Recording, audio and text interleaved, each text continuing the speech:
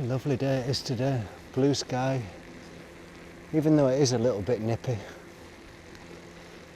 in the shade. 4 o'clock in the afternoon, Sunday afternoon, and just hanging around the garden. And when you go out on the bike a lot and you get addicted to it, you've got to have your fix, you've got to get out and do a few miles, otherwise you don't feel fulfilled. That noise you can hear in the background is the motorway just over there.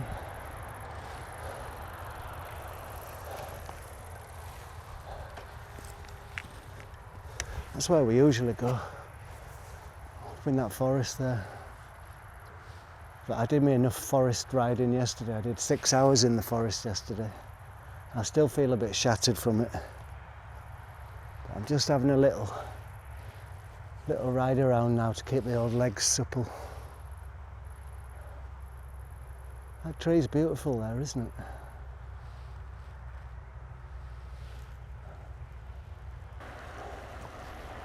See everybody's people making new formats,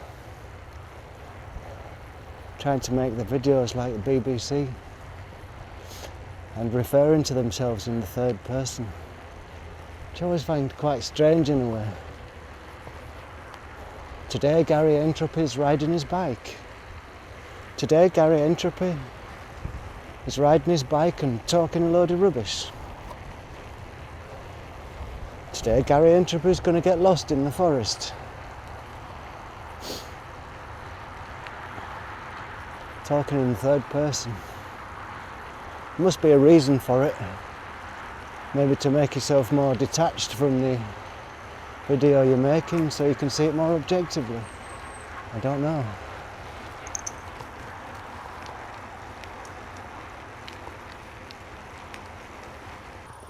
You know, every great artist has moments of doubt. Picasso couldn't get out of bed in the mornings because he thought everyone was laughing at him. Sometimes I wonder with these videos, am I just an narcissistic fool who wants to listen to me babbling along, riding along the forest paths, going in little huts? You know, what's it all about, Gary? But I guess thinking is same as talking. So if you're thinking, it's no different really than speaking out loud, is it? Or is it? I don't know. So you'll be going along on your bike and thinking about what can I say that will interest somebody. So now, engage brain. Think about something interesting. Ding, got an idea.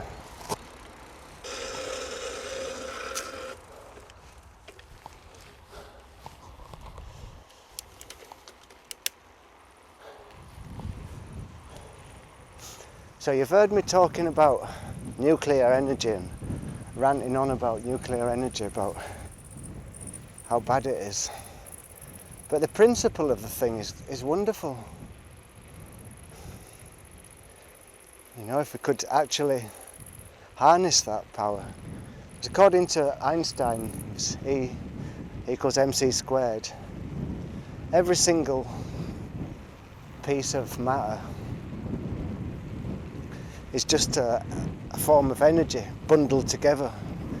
And there's so much energy there, it becomes matter. And to set it free, you have to dissolve the glue that's holding all that stuff together. And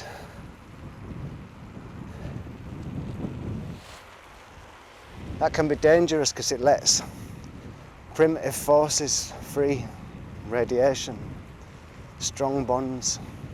But the idea is brilliant if you think about it. Take a piece of matter, anything you want, a stone off the floor, a piece of a leaf, a feather, a tree, a piece of whatever you want. 1 gram. And if you could convert that 1 gram of mass to energy, then you would get, for 1 gram, you get roughly 500,000 gallons of petrol. That's the amount of energy in there. Or 21,000 tons of TNT in 1 gram. So if we could find a way to release that energy, then all our energy problems would be over. But then we'd end up dismantling the universe, which might not be good. But the idea is there. But most materials are so stable that it's almost impossible to get at that energy. There's some a bit unstable, like uranium, and uranium's breaking down naturally. Radon gas comes off it as it breaks down, and it just comes out in a little trickle. That's nature's way. We want it all at once. That's where the problem is.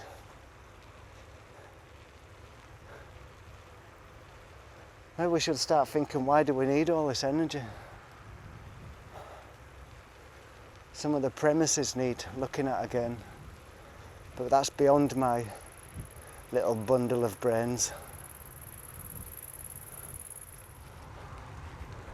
Now I think there is a way of getting your head around this. And let's think about your thoughts. Now, does a thought have any mass?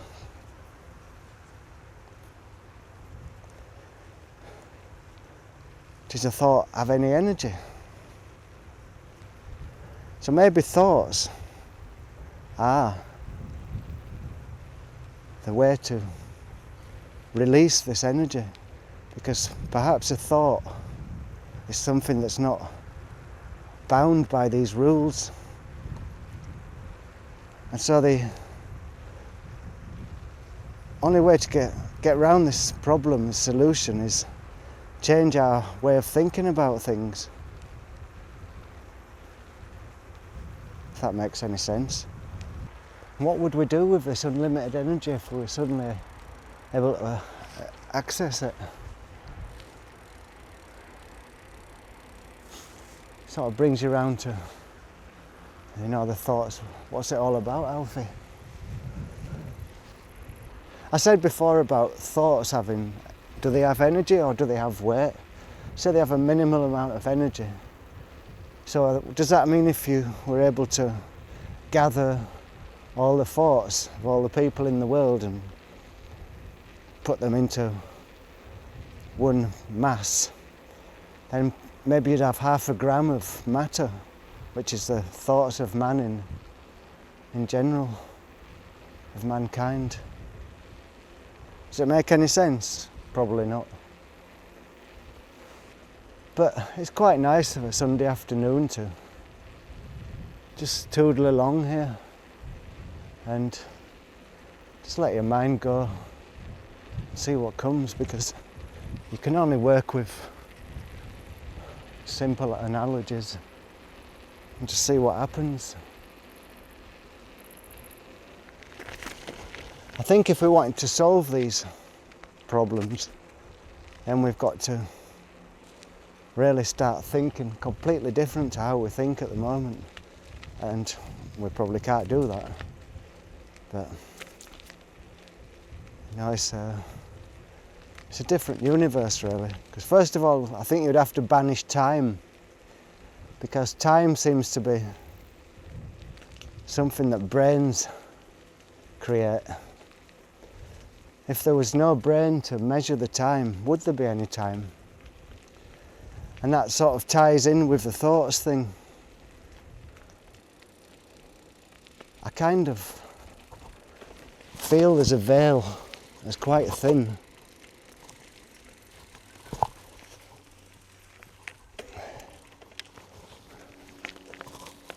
and we're on one side of that veil.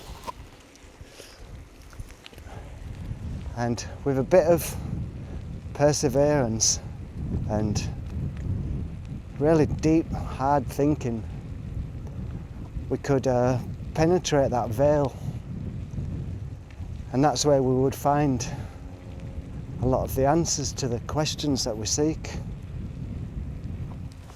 When I say veils, I don't know what you imagine by that. I imagine like a little net curtain hanging down that we just quite can't see through. Net curtain in front of a window. And if you think about it, let's take electricity for example. Mankind's known about electricity for years. He's seen lightning, seen static electricity. And he always knew it was there. But it was just on the other side of the veil to be able to utilise it, to be able to control it. Same with steam as well. Men have known about steam for years. They see it rattling the pot lid. They knew it had some force and energy. It took them all them thousands of years, till a couple of hundred years ago, someone made a steam engine. And so all these things were hidden from men for thousands of years, just by a thin veil. And it just took one bloke, or two people, or a few people, to start thinking a little different. And then suddenly the veil was drawn aside, and new things happened.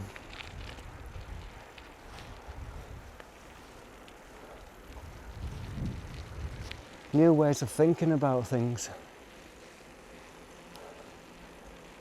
So perhaps what I'm saying is not as daft as it sounds. I think we're going that way with quantum physics.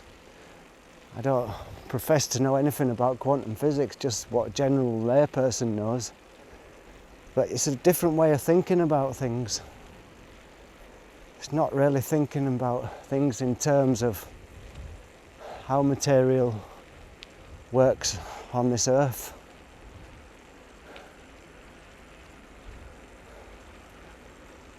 So the trick is just keep thinking, and maybe the veil will be parted. So many things have been invented and found out in the last 150 years.